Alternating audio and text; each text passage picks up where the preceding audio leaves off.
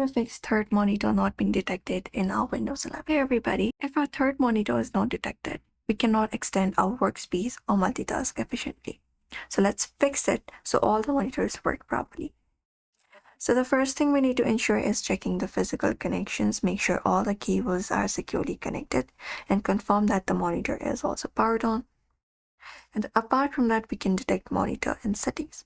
So you can press Windows plus P on your keyboard, Windows plus P, and when we do, we'll be finding this project section. You can just go over and select this extend option, and within extend, you can just go over and go to detect the monitor in settings. If not this, we can even head over to our settings, and within our settings, go to system and then display, and within display, select the option for detect.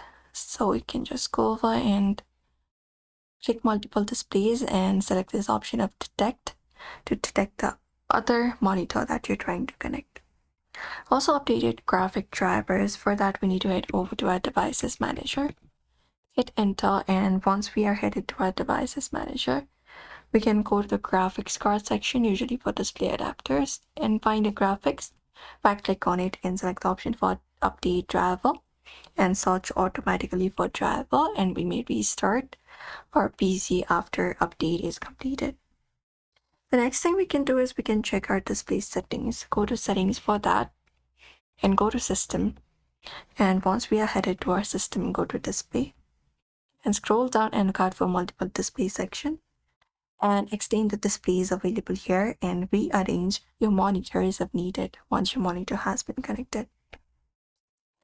And sometimes the port or the cable may be faulty, so you can swap with a non-working HDMI or DisplayPort cable or use another port and ensure the monitor supports the resolution and refresh rate that you're trying to use. And that's it. Those steps should help you detect the third monitor so we can maximize the productivity. So follow out for more tips, and thank you for watching this video.